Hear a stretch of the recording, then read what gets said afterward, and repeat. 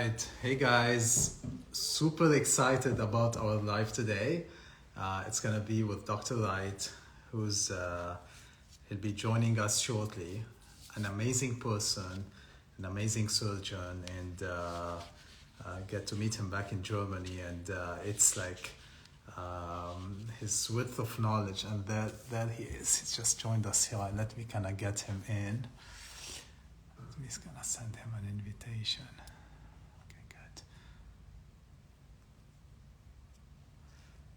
Good. On and there you go. All right, Dr. Wright, I think. There you go. Hey, Hi.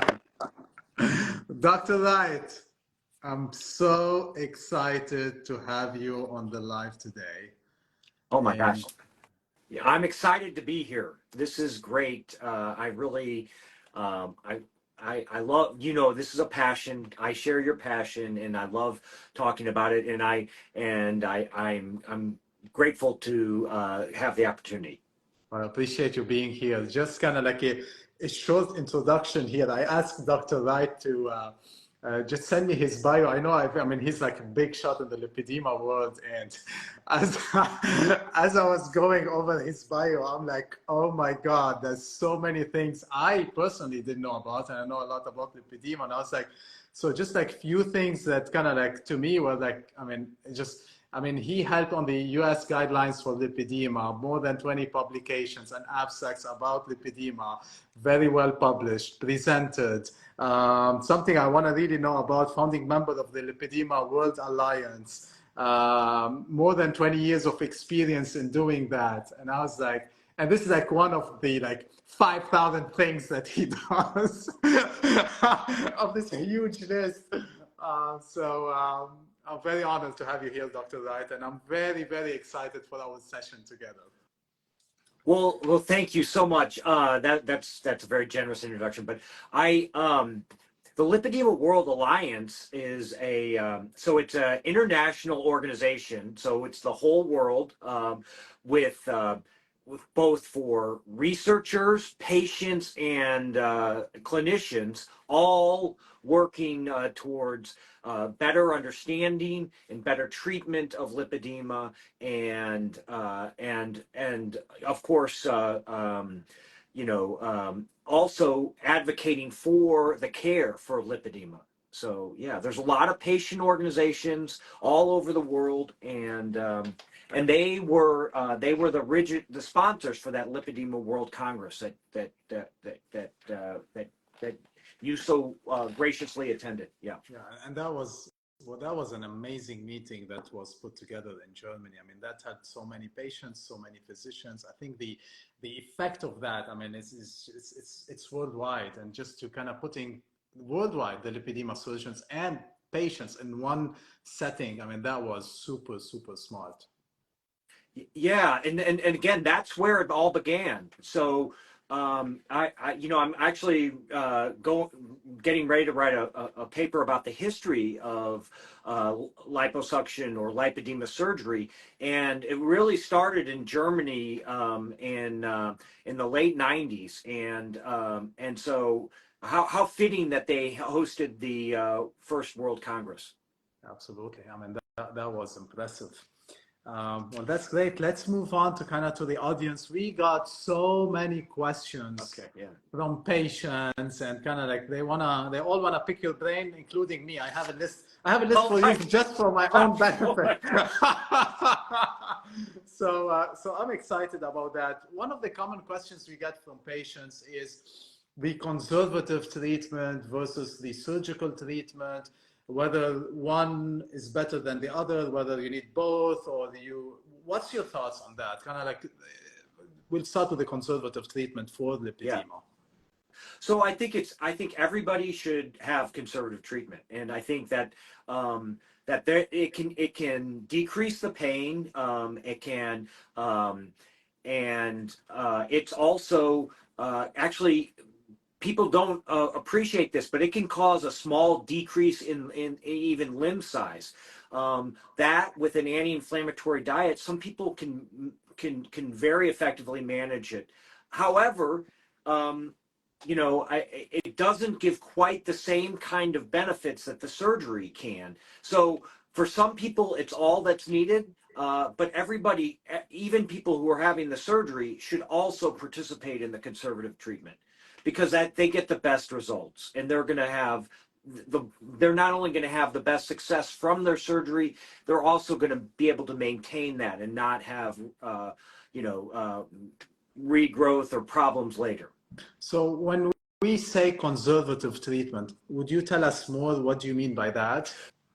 So, so that would be medical grade compression, which you know, so almost always should go to the foot so that it can control or contain the ankle cuff, and then usually I usually 20 to 30 millimeters of mercury compression or class 2 compression is sufficient, and then the anti-inflammatory diet, and that's basically emphasizing whole foods and especially avoiding refined carbs like you know, bread, sugar, and that sort of stuff, and then also some complementary things. Sometimes a compression pump. Sometimes not everybody needs this, but sometimes that can be helpful. You know, manual lymph drainage and massage. Healthy lifestyle, controlling weight as best possible. And that's, I mean, that answers a lot. And when we, with a manual, so basically the conservative for the audience here, it's manual lymphatic drainage, compression, pumps. How often do they need to do that? Do they need to do it before the surgery, after the surgery? What's your thoughts on those? Well, I think, you know, as far as I think they need to at least be able to tolerate the compression before the surgery.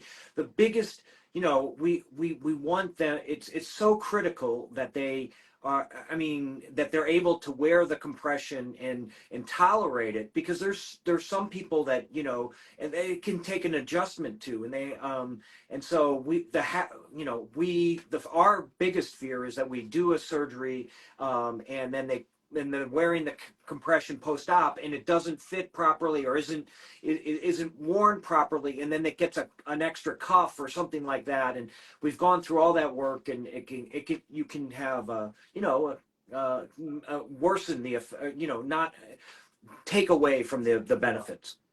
I agree, and I'm sure we've all had those.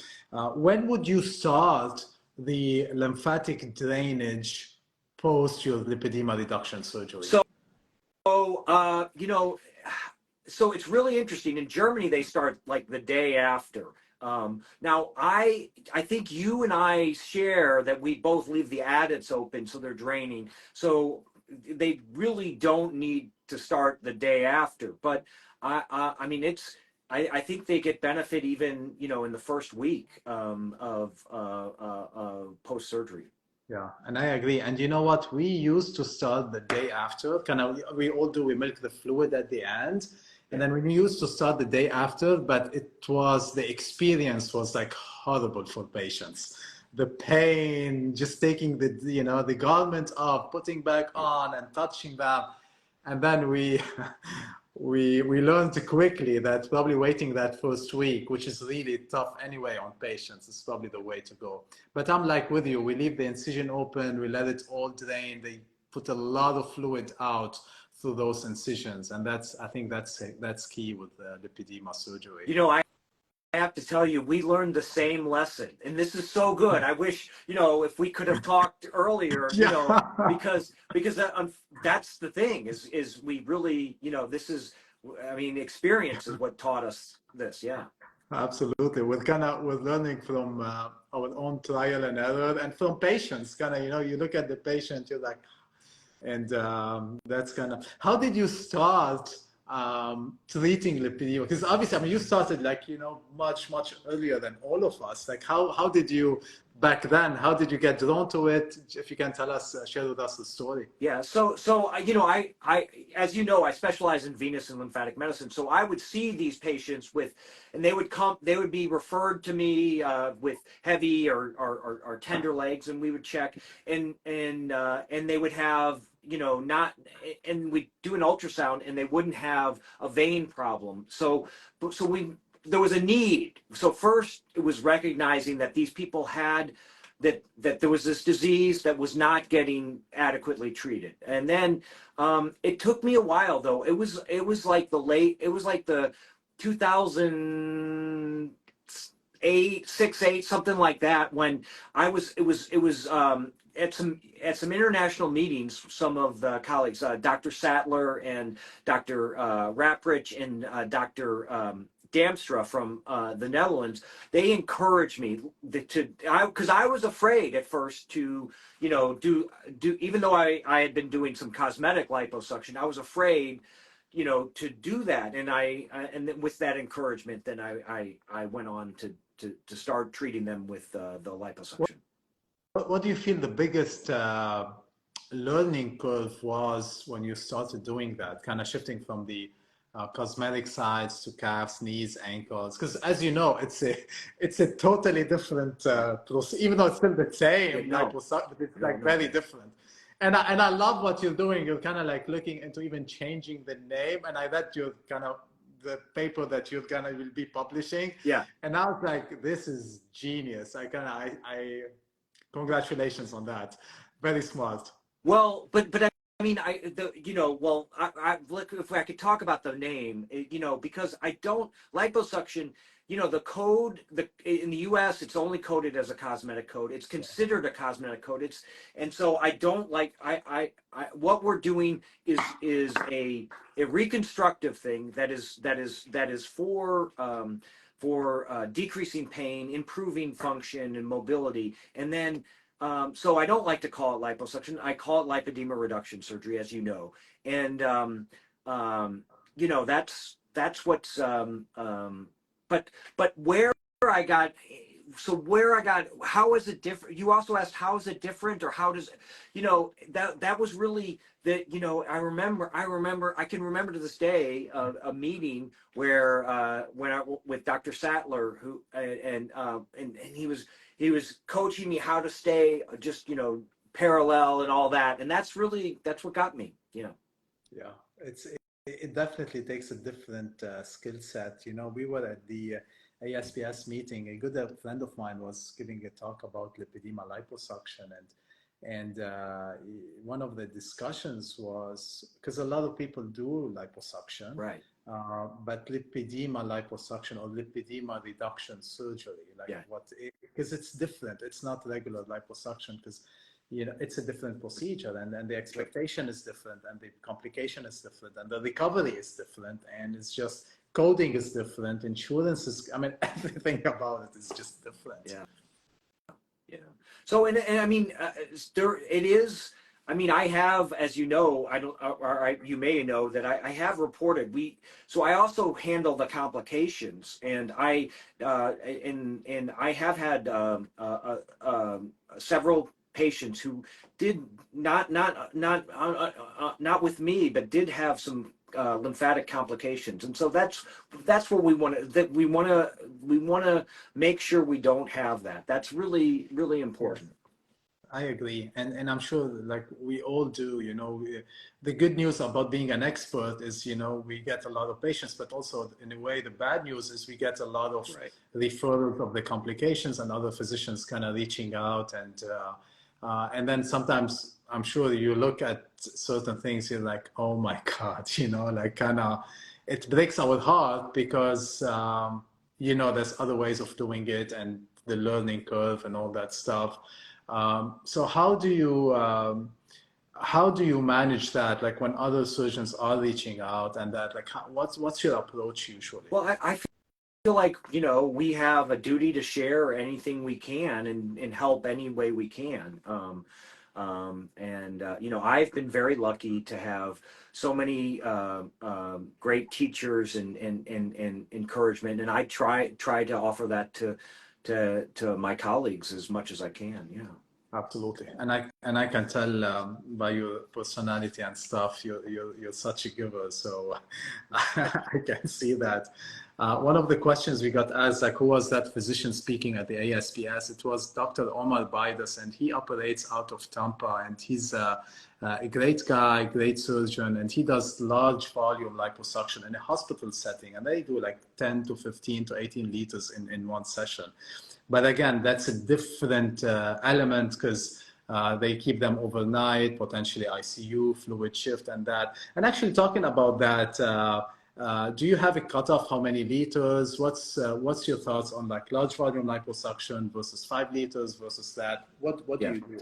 So I actually, we don't have a hard cutoff, but I really preoperatively, so and I think we may we take out, if we add, 8 or 10, we will go as high as 8 or 10 liters of tumescent, and sometimes we will remove 8 or 10 liters.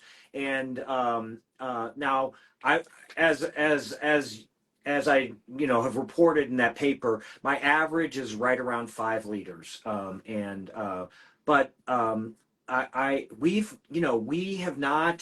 We've not had any. I mean, we have patient. So the fluid shifts. I think there's a misunderstanding about that. The anesthesiologists talk about the fluid shifts, but that is, but it's not intravascular. That would be. But they're talking about, when they, to an anesthesiologist, they're talking about intravascular fluid shifts.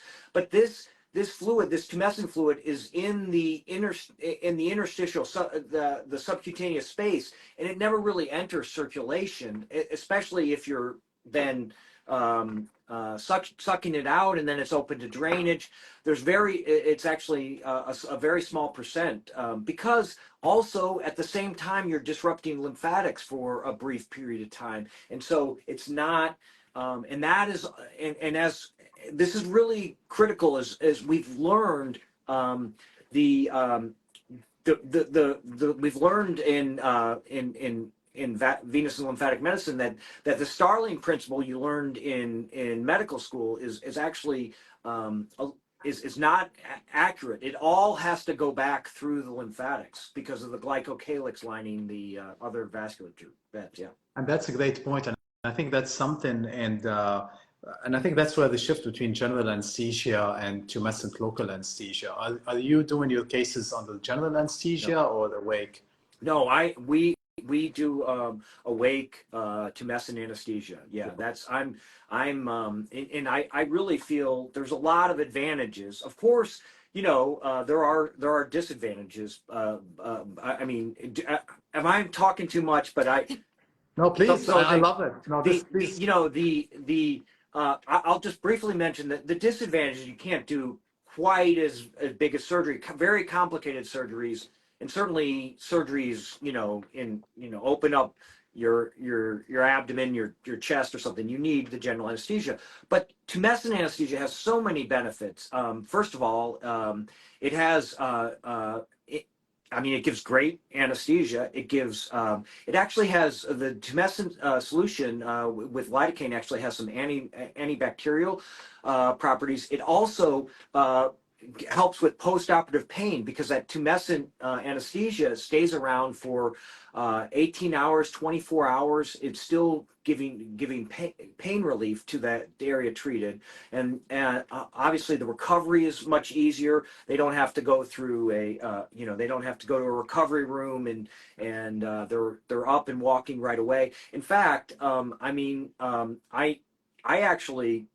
we actually often will have the patient stand while they're still in the operating room, and we're going to check for symmetry and stuff like that. And sometimes we will make adjustments to our surgery, final touches before we close the case. Yeah, I mean, I couldn't agree more. I used to do them all under general anesthesia, and now I do them all awake under awake anesthesia, kind of awake without. So you're like one, and that's from a person who's done it both ways. So it's a no-brainer. And you mentioned something that's crucial. That's a lot of people don't talk about, including anesthesiologists and physicians and surgeons, the lipedema surgeons and plastic surgeons, which is the fluid shift. And you're 100% right. They're two different things, like totally unrelated. Now, what happens in general anesthesia is you've got people have IVs, they have IV fluid going in. So patients are being pseudo over hyperhydrated with IV fluid. They are getting the fluid shift from the IV fluid getting in, not from the tumescent fluid that's being injected. So it's iatrogenic fluid overload and fluid shift, not from the tumescent itself. It's kind of like two different entities. And that's right. And because most people maybe not understand that the general anesthetic is actually, you know, a cardiovascular suppressant, and so so they need to keep fluids going in to keep blood pressure, but you don't need that. We don't have fluids going in during the tumescent anesthesia. Yes.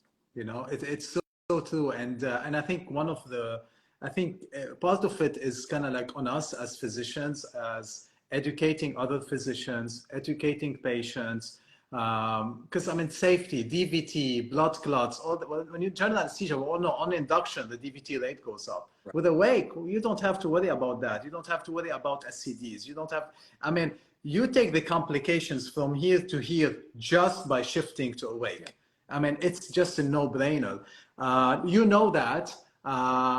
I know that now. If you asked me 5 years ago, like we've done hundreds and hundreds of patients under general anesthesia, and I'm like, because now my patient's like, oh, you did mine under general. I'm like, yeah, I'm so sorry. I just didn't know better back then. But it's totally different. To be fair, I mean, so if it's needed, it's needed, you know. But we have found a way to not need it. Yeah. And now there's a big shift in, like, even in hand surgery, there's shift towards awake, facelifts has shifted towards awake, breast is being shifted, like a lot, because we've realized with awake, it's safer, the complication rate is lower. If the cannula goes deep to the fascia, the patient's gonna feel it versus the sleep. So the injury rate, intra-abdominal injuries, all that stuff that can happen with general. So it's actually better for the surgeon as well as for the patient. The recovery is faster, and I couldn't agree more. It's been a game changer for patients and surgeons and physicians. One of the questions we got here, Dr. Wright, is from Glenn Rehab, I think from San Francisco. They say hi first. And the question is, would applying arnica gel during the first week help with managing the pain? What's your thoughts? I actually think yes.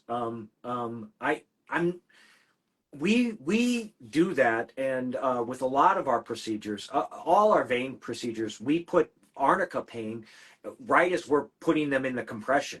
We we also use, I don't want to plug a product, but we use this Dermeca, which is arnica plus some natural licorice and that kind of stuff. I guess I am plugging a product, but yeah, and so it's kind of, and that also helps with, they both help with bruising, and I actually think they help with pain a little bit. Yeah. So you're putting arnica at the end of the case before we put the compression on. Yeah. Right. That makes total sense. What's your thoughts on the arnica pills? Some patients ask, like, can I do the pills instead of the cream, and vice versa? What's your thoughts? You know, the literature is not as strong for the arnica pills. I think the cream is better, and it has less. You know, we do sometimes use the arnica pills, but I think the creams are better. That's awesome. Yep. You know, yesterday I had a patient kind of this, and that tells you, like, that's what I love these. I mean, we learn. She was asking, I was like, you know what, maybe the cream might be too tender for you. You can take the pills instead. But now talking to you, next time my answer is going to be different. Well, I think definitely do the cream. I don't. So first of all, I don't know. We do use both, and I think that I don't think it's wrong to you just have to see, it's individual. You try that out for yourself. Yeah, I agree. And you know, as you know, different patients are different. They have different pain Right. sensitivity and different. Okay, well, let's kind of keep moving. We're getting like uh, one of the questions here is I have another question. Can I comment? Never had any surgery in my life because brave action, but I'm proud of you making people dream come true. Well, that's lovely. Thank you. That's kind of like that's what we you know what we do as surgeons. I think that's the biggest I think our biggest drug is kind of like making patients happy. It really is. I mean, Yeah. that's Yeah. I'm sure We're both very yeah, lucky. We're both very lucky to be able yeah, to do what we do. Yeah. absolutely. One question here, Dr. Wright, is Dr. Wright from Constance Boyer. She's asking, Dr. Wright, can you discuss how you break up surgery that result in your average of 5 liters? Yeah. So I do the inner and anterior thighs in one, and then I will do the buttocks and lateral thighs in a second, and then the calves and ankles. That's how I treat my legs. That's on a larger patient. Now, a smaller patient, I'm able to do the thighs in two surgeries, just the outer and the inner. And then I always do the arm in one surgery, but I always do like the kind of upper trunk with the arm. And then so this is a little controversial, but I do believe a lipedema occurs on the trunk, even in the abdomen. And I will, for some, a minority, but for some, I will do the reduction surgery on the lipedema reduction surgery on the abdomen and flanks. Let's say a patient is like stage 1, stage 2, a little bit earlier onset. How do you break their lower extremity? How many procedures and how would you So break? that would be two procedures. Yeah. So it would be we would I prefer to start with the outer leg. So the hip out down to the lateral ankle, and then I just then right down the middle, and then I go the inner for the other half. Yeah. And then it usually takes you around 2 sessions. Obviously, it depends how much lipedema they have. And Yeah, right, okay. right. So no, but yeah, so for our earlier or smaller patients, earlier stage, we would, it's two surgeries there. Okay. And like, great. Same for here. We do same as 2 cases. We kind of stage ankle to knees 360 and then knees to thighs. And I guess depending on the preference and what the patients want. Question here from Beth. She's asking you, Dr. Wright, you only do awake? That's right. So we do give like a little lorazepam or Ativan sedative, and we use a Pronox 50/50 nitrous and oxygen. But yeah, we don't put people out. No. We do the same. We do Pronox and Xanax and Percocet, and they just do very well. Awesome. Yeah. All right. So one of the Beth is saying, "Love that you two are sharing this conversation." Um, great. Another comment here. I'm freak out any doctor because I wish I was brave, but I guess people who are brave can use great doctors to reach their goals. And absolutely, I think I think surgeries are not meant for everyone, Right. and different people. You can do the route of conservative treatment, the surgery treatment. It's kind of like what you want, what you're looking to achieve, and connecting to the right physician as well. And one thing, and I'm actually would like to get your input on that in terms of I feel, and please correct me if I'm wrong. I feel like every patient has their own surgeon that they connect to, and vice versa. Right. Like like Sure. if you operate on somebody who you don't feel that is a connection between you and them, or how would you address that? Wow. I mean, I want to help everybody, but there are things. I'm not the best surgeon for everybody. In fact, I refer quite a few patients. I mean, it's we get a lot of inquiries, and I refer a lot out because sometimes I'm not going to be the right fit, or sometimes they have something. If they have, very significant medical problems, I think they do need to be done in a hospital, and under and possibly with general anesthesia. And I'm not the guy for that. I'm really more for for most lipedema ladies I can treat, but not all. And so I think like this, but every surgeon should know their limits, and that's going to be best for everybody. Absolutely, I couldn't agree more, and that speaks a lot about the ethics of the surgeon.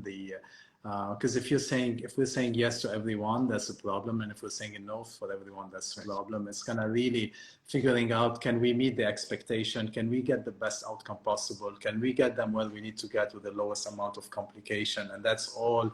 And that goes for patients. Like, if a surgeon is telling you no or sending you the right way, actually that's a great surgeon, because they're looking after you. And I couldn't agree more. We get around 400 inquiries a week, and we do Oh my gosh. yeah, and we only do 6 surgeries. And part of me, like, we're very selective, because I want to make sure that whoever we operate on, they get an amazing experience, they get an amazing outcome, and we're able to meet that expectation, and we're able to deliver what they're looking for. So and I'm sure you're the same way,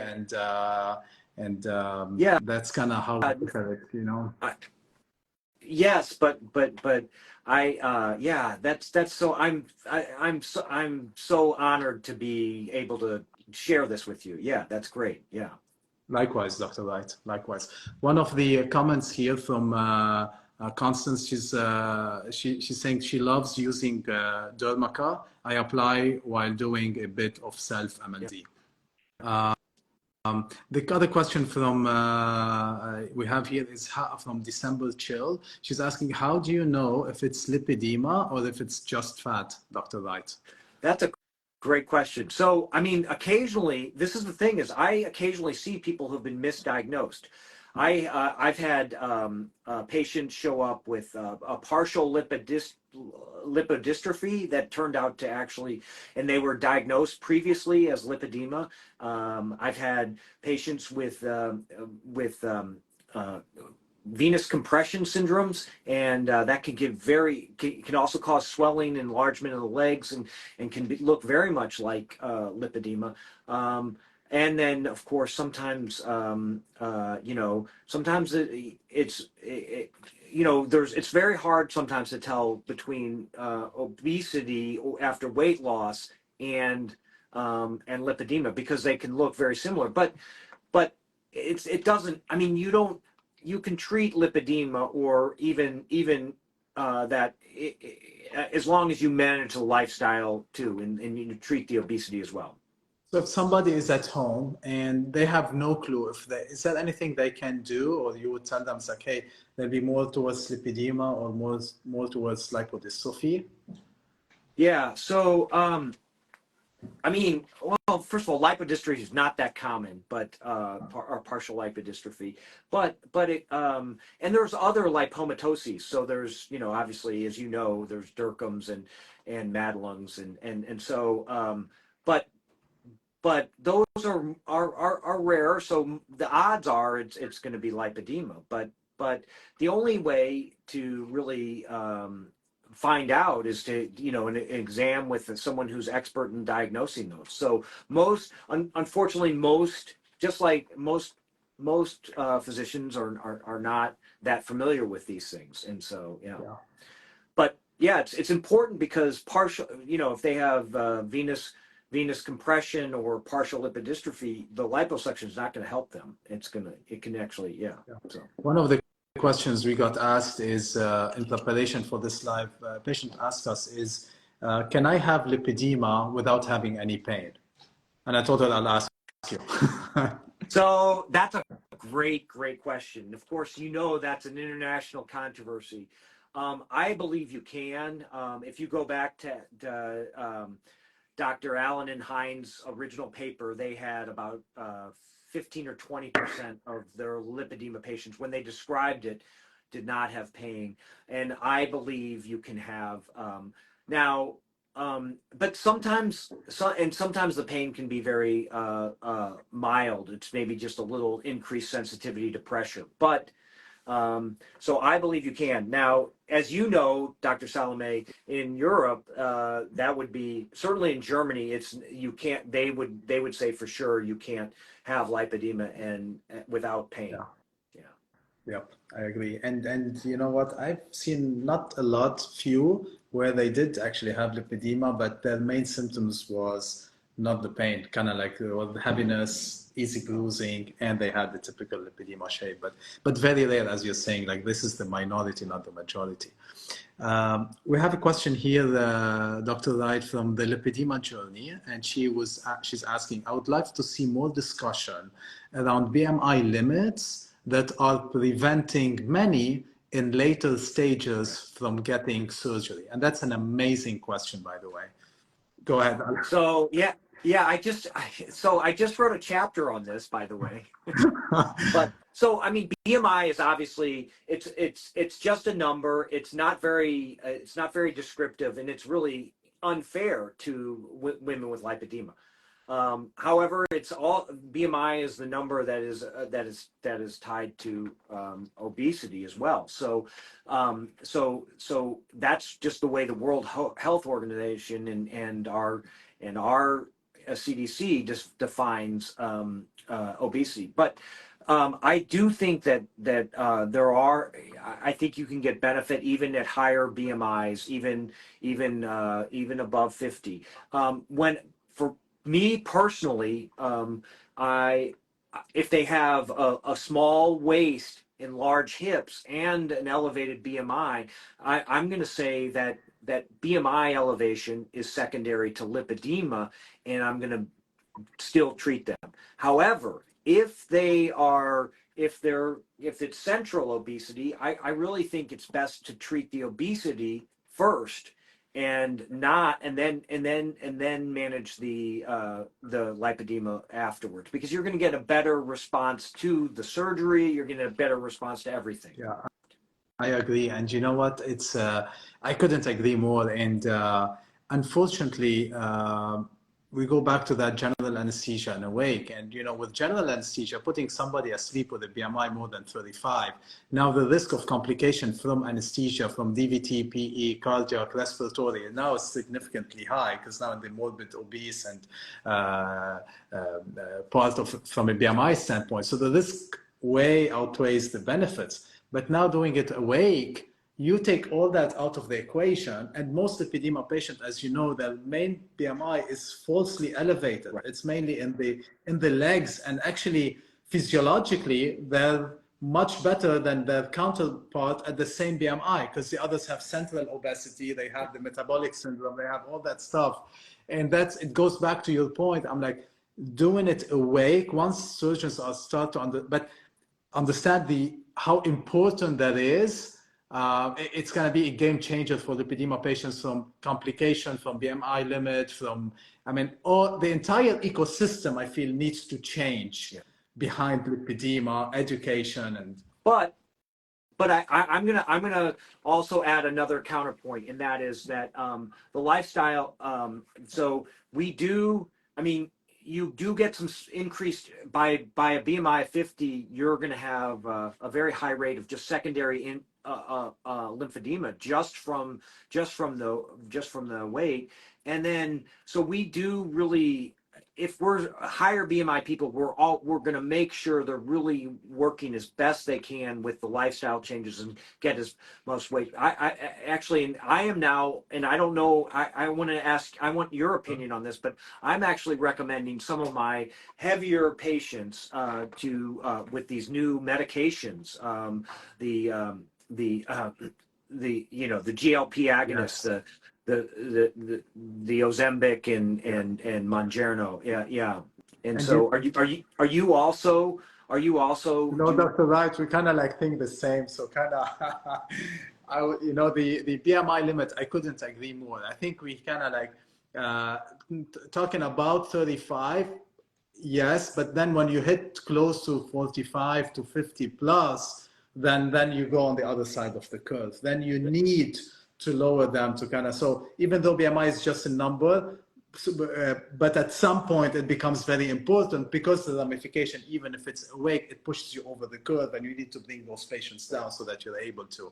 So 100% I'm with you. And I think kind of like the ability 35 to 42, 45 would kind of still within the norm. We go higher than 45, now it becomes more lipedema, lymphedema, and then most people, they have put at that high BMI, then potentially they have other metabolic syndrome that are starting, and it's not just lipedema. Now we're talking about lipodystrophy issue and lipedema and lymphedema. It really complicates the entire picture. Sure, for sure, yeah. And to answer your question about Ozempic and the new medications, I can't tell you how many patients are actually getting really able to reduce their lipodystrophy on those medications, and kind of people who were not candidate at some point, that's actually helping them.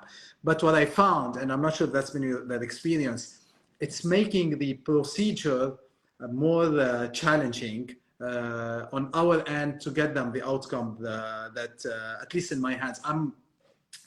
I tend to push more on the cosmetic side. I really want to get them a great cosmetic outcome when I do those.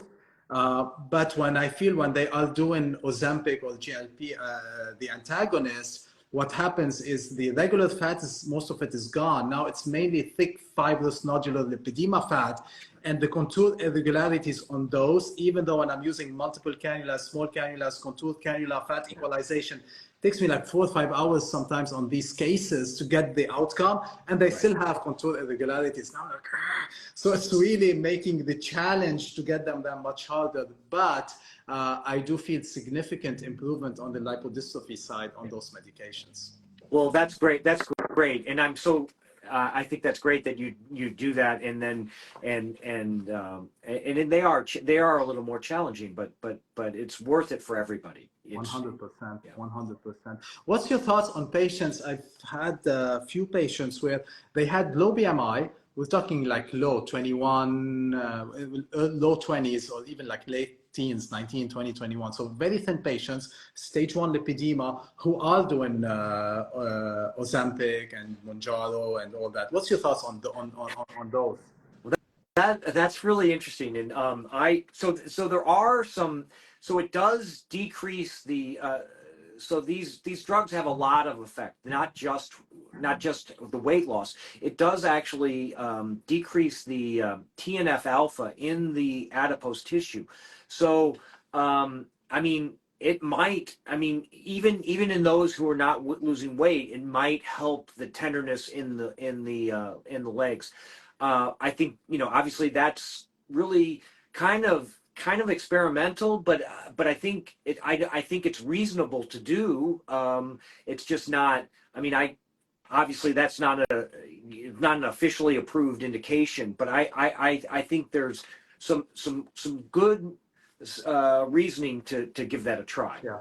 What's your thoughts on putting patients on the on these medications after treatment, after like lipedema reduction surgery? So yeah, I mean, I think that if they're struggling with weight or weight regain, then yeah, I think that can be very helpful. Yeah. What a great discussion here. I mean, I'm personally learning a lot, especially on the medical side and the kind of like the effect on those. One of the questions we have is about, and I've seen like few patients, and this is kind of like for me the question, then we'll go, we have tons of questions from the audience, but since we're on this subject, and you mentioned about with your specialty of venous outflow, I've seen many patients with iliac vein stents who have lipedema. So what's your thoughts? You think lipedema is causing that? You think the venous stenosis is causing that? What's your thoughts on that? And I think you're like the best in the world to answer this question. So, so I think this is really interesting because, so sometimes to vascular specialists, Um, Sometimes they see the swollen legs and they see some narrowing of the iliac vein, and they're like, well, I'll put a stent in. And sometimes in my experience, some of those were not needed. On the other hand, sometimes they they make a big difference, and so it can be really tricky to tease that out. I think that this is really hard, and I think you have to. I'm going to be honest. After a while, you kind of learn who is very judicious with their use of stents, and who is maybe a little procedure happy. Do you think lipedema fat can cause stenosis or narrowing of that iliac vein, causing the? You know, I'm not sure. It's not.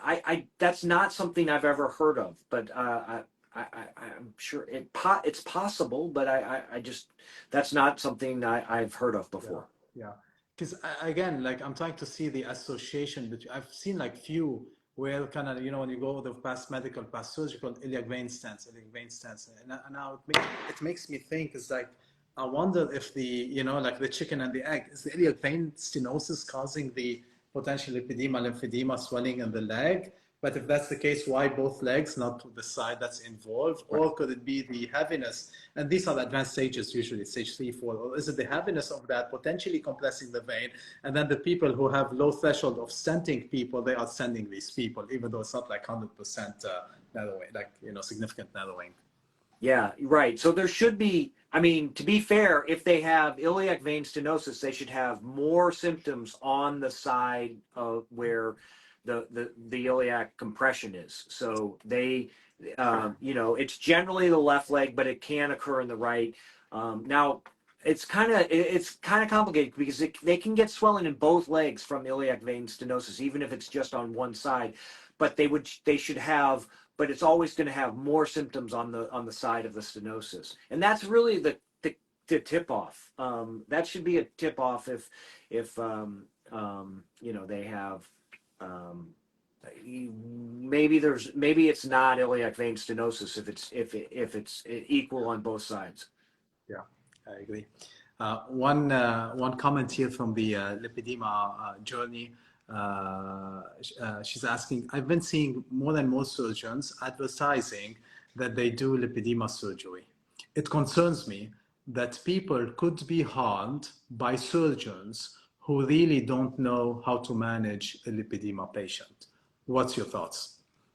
Well, I mean, first of all, they're mixed because I think that, obviously there's a great need to help help ladies with lipedema, but I do think this is not something that you just decide to do one day. It needs to be treated comprehensively.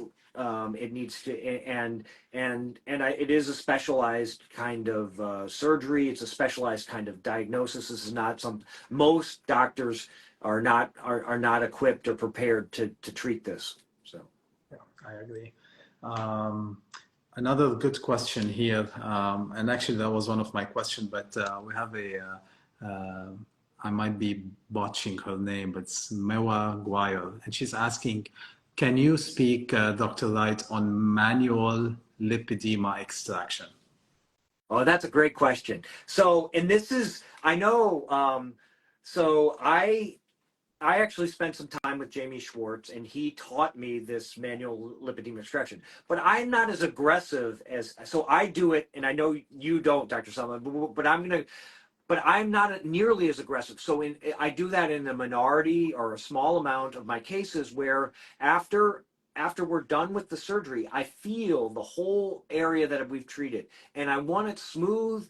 I want it soft and smooth. And if there's a hard area there, then I will try and massage it out, or sometimes make a small incision and remove the hard fibrous nodule. Now, but I'd say that's most patients that we don't do that on, but I do it on some, and I feel like I want them, you know, when they're done and recovered, I want them to have, you know, not have any hard and fibrous areas. So that's what I'm going after. Yeah, perfect. One of the questions we have here is from Beth, and she's asking, is that iliac issue what causes the pronounced bump below the left knee? I mean, it generally causes swelling in the whole leg. So yeah, I agree. not just not it would and it is more the left leg, but it's not just, you know, it's not just it would be the whole, it wouldn't be just at the knee. Yeah, I agree. So yeah, and my answer would be it's not. It's usually most patients with lipedema, they have this fat pocket. When you look at the leg, you've got that fat pocket sitting below the knee and you can feel it, and you've got a fat pocket on the inner knee, outer knee, down the ankle. Even, and I'll get your input on that, is do you feel like on the foot area, my experience has been on some patients, they have like two fat pockets that sits below the lateral ankle. Yeah. And you kind of like 1 and 2, and I'm trying to use all these weird cannulas to try to get to them, and it's so hard, and it's like challenging area to treat, and sometimes I can't get them out. And do you experience those? How do you treat them? What's your thoughts on those? Well, so yeah, we actually follow that in our diagnoses, and I would say it's a minority of patients that have the fat on the foot, but I see that it's fairly, it's not, while it's a minority, it's common, and I, just like you, I try and treat it when I'm doing ankle liposuction, and it generally gets better. But I have to tell you that really also compression post-operatively. So you don't have to be very aggressive on that little fat pad because compression helps a lot. So yeah. Yep, I agree. Let me ask you about, you know, I had the luxury, you sent me your potential, your future publication, and it's interesting because it was one of my questions. I mean, one of the things that I would commonly see is knee replacement, iliac vein stents, and it's always in the back of my mind. I mean, are the orthopods going to be mad at us now that patients are doing better? Does the amount of knee replacements going to go down? And let us know, what's your thoughts about knee replacement in lipedema, before, after? I could talk for days on this. So as you know, lipedema alters the mechanics of the gait, of the structure, and puts extra stress on the joints. There is a higher prevalence of arthritis in the knees, in hips, in ladies with lipedema, and then also, so they develop arthritis sooner, earlier, and then if they have to have a knee replacement, they're at higher risk for complications. Obviously, they have about a 30% increased risk of poor wound healing from a knee surgery with lipedema, as well as if there's also secondary lymphatic compromise, that also significantly increases the risk for infection and bad outcomes. I mean, so all things considered, I think it should, you know, lipedema should be treated first. However, you know, if you're immobile, I mean, I think it's a knee surgery is fine. You know, if you can't even walk because your knee is that bad, then of course get the knee done first. Yeah. So do you feel like if you would treat lipedema before the knee replacement, the chances of knee replacement would go down in the future for that specific patient? For sure. In fact, I find that, in fact, one thing you know this, Dr. Salameh, is that a lot of ladies with lipedema will have pain over their knee that will be resolved after the lipedema reduction surgery. Well, I mean, some people are, sometimes I believe because I've seen this where they have had a knee surgery and it didn't relieve their knee pain, and then their knee pain only got better when they had the lipedema reduction surgery. So that's definitely going to be taken off. That's really mostly kind of the pain. That's sort of a patellar syndrome, because that big, heavy, the thigh tissue hangs over the knee, and it alters and causes a lateral mechanical torsion on the kneecap. Okay, so that's one, but also then they're also their gait in their knee, their knee range of motion and gait is going to be improved. So they might not need a knee surgery, but to be fair, some still need a knee surgery. So I can't tell you. Unfortunately, we don't have the power in that study to tell you for sure that we've prevented knee surgeries, but I do believe that it would be prevented.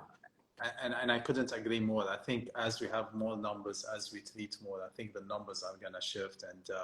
And again, nothing against the orthopods or anything. It's just the right thing to do. It's kind of, and I think the orthopods will treat the same, because their wound complication rate, the last thing you want to do is have a wound problem after putting an implant there. It's like, it's a nightmare. So they're great.